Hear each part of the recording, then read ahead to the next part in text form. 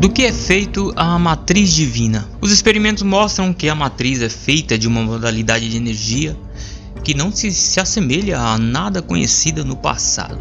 Foi por esse motivo que os cientistas levaram tanto tempo para descobri-la. Conhecida como energia sutil, ela simplesmente não funciona da maneira que um campo elétrico convencional típico funciona. Em vez disso, ela tem a aparência de uma rede de malha bem apertada e forma o tecido da criação. Dentre as muitas definições possíveis para a matriz divina, talvez a mais simples seja pensá-la como sendo formada de 3 coisas básicas. É o receptáculo dentro do qual existe o universo. É a ponte entre o nosso mundo interior e o nosso mundo exterior. É o espelho que reflete nossos pensamentos diários, nossos sentimentos, emoções e crenças. Existem mais 3 atributos que colocam a matriz divina em uma posição separada de todas as energias da mesma espécie. Em primeiro lugar, ela pode ser descrita como estando presente em toda parte todo o tempo. Em segundo lugar, aparentemente esse campo surgiu juntamente com a criação do universo, com o Big Bang, por exemplo, ou seja lá o que tenhamos escolhido chamar de princípio. Obviamente ninguém se encontrava por aqui para nos dizer o que havia antes, mas os físicos acreditavam que essa enorme liberação de energia lançadora do universo no campo da existência foi o próprio ato da criação no espaço propriamente dito. Como o hino da criação do antigo Rigveda nos sugere, antes do começo, nem ao menos o nada existia, nem havia ar ainda, nem nenhum firmamento. Podemos conceber a divina matriz como um eco desse momento em que o tempo surgiu, como um elo feito pelo tempo e o espaço mais conectado à criação de todas as coisas. É a natureza dessa conexão sempre presente que possibilita a não localidade das coisas que existe dentro da matriz. A terceira característica desse campo, talvez aquela que o torna tão significativo para a nossa vida, é sua aparente inteligência. Em outras palavras, o campo responde ao poder das emoções humanas. Na linguagem de outros tempos, as tradições antigas fizeram o melhor possível para compartilhar esse grande segredo conosco. Inscritas nas paredes do templo, confinadas em pergaminhos gastos pelo tempo, firmemente estabelecidos na vida das pessoas, as instruções nos diziam como nos comunicar com a energia que conecta todas as coisas e que foram deixadas pelos que vieram antes de nós. Nossos ancestrais tentaram nos mostrar como curar nosso corpo e dar vida aos nossos mais profundos desejos e os nossos maiores sonhos. Somente agora, aproximadamente 5.000 anos depois, que a primeira dessas instruções foi registrada, a linguagem da ciência redescobriu as mesmas relações entre o nosso mundo e nós mesmos. A energia descoberta nesse experimento e teorizada por outros é tão nova que falta ainda aos cientistas concordar sobre um único termo para descrevê-la. Portanto, existem muitos nomes diferentes de que estão sendo usados para identificar o campo que interliga tudo.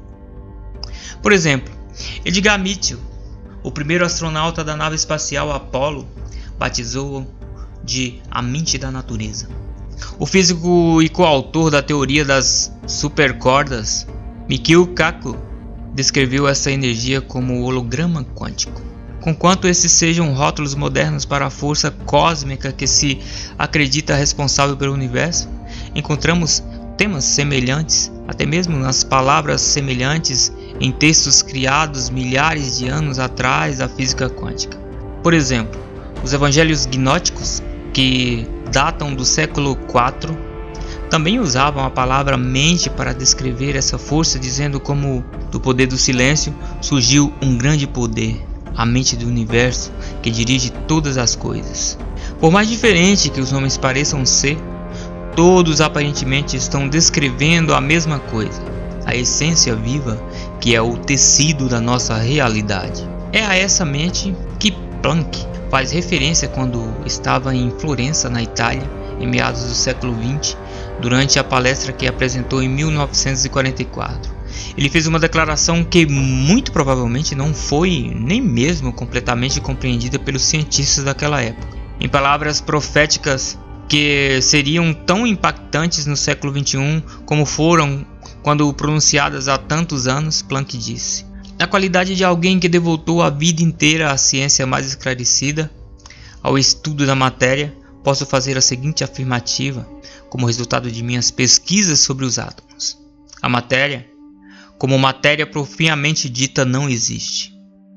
Toda matéria se origina e existe apenas em virtude da força que faz vibrar as partículas de um átomo e que consegue manter unido esse extremamente diminuto sistema solar. Devemos assumir que por trás dessa força existe uma mente consciente e inteligente. Essa mente é a matriz de toda a matéria. Sem sombra de dúvida, os experimentos e a discussão nos mostram que a matriz de Planck existe. O campo que interliga toda a criação é real. Ele existe independente de uma designação adequada ou de uma lei da física que explique seu funcionamento. Ele se encontra aqui no exato momento. Existe tanto quanto eu e você. E o universo dentro de nós, assim como o universo que nos cerca, a ponte quântica entre tudo que é possível em nossa mente e o que é real no mundo. A mesma matriz da energia que explica por que os 3 experimentos funcionaram daquela forma. Também demonstra que os sentimentos positivos que se encontram dentro de nós são muito eficazes em torno de nós.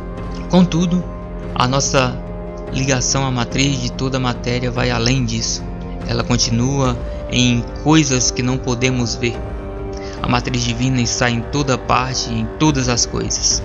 Toda a matéria existe dentro do mesmo invólucro de realidade.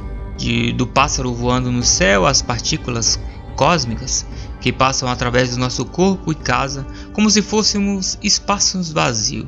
É a matriz divina, é o que preenche o vazio entre você e as palavras que eu estou dizendo. É aquilo que constitui o próprio espaço. Quando se pensa sobre a matriz e quando nos perguntamos sobre sua localização, podemos ficar tranquilos. Onde quer que o espaço exista, também estará presente essa energia sutil. Mas afinal, o que tudo isso significa? Como um grande segredo do qual todos suspeitam, mas raramente é alvo de conversas, pela matriz divina estamos todos conectados do modo mais íntimo que possamos imaginar. Mas o que significa essa conexão? Qual o significado de compartilharmos o espaço quântico puro onde vive a imaginação e onde a realidade nasce e de nos envolvermos tão profundamente no nosso mundo e com a vida de outras pessoas? Se verdadeiramente formos mais do que simples observadores casuais de nossa vida e o mundo acontecer em torno de nós, até que ponto podemos crescer mais?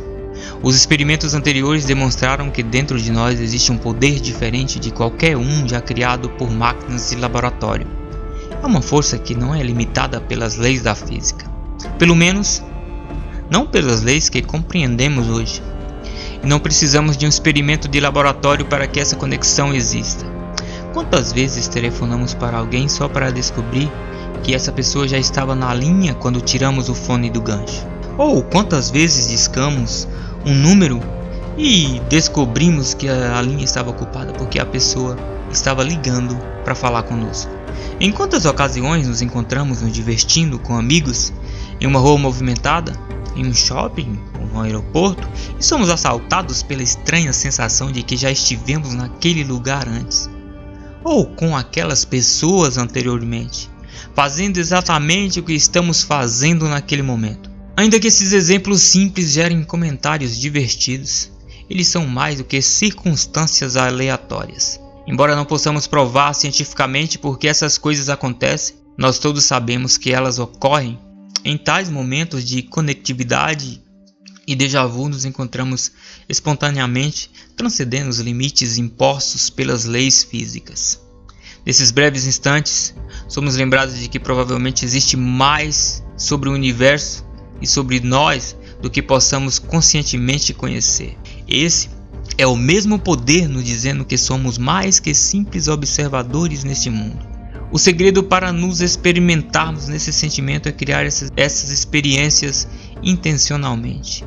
É ter percepções transcendentais quando bem desejarmos, em vez de apenas quando elas parecem acontecer. com exceções de poucas pessoas com dotes especiais. Aparentemente existem boas razões para não estarmos em dois lugares ao mesmo tempo. Fazer viagens através do tempo e nos comunicarmos mais rapidamente do que permitem as leis da física. Tudo se resume no que acreditamos sobre nós mesmos e sobre o papel que acreditamos desempenhar no universo. Somos criadores e, mais do que isso ainda, somos criadores e estamos interligados. Por meio da matriz divina, participamos da constante mudança que dá significado à vida. A questão que se coloca diz menos respeito ao fato de sermos ou não observadores passivos e refere-se a mais definição de como poderemos criar de forma intencional.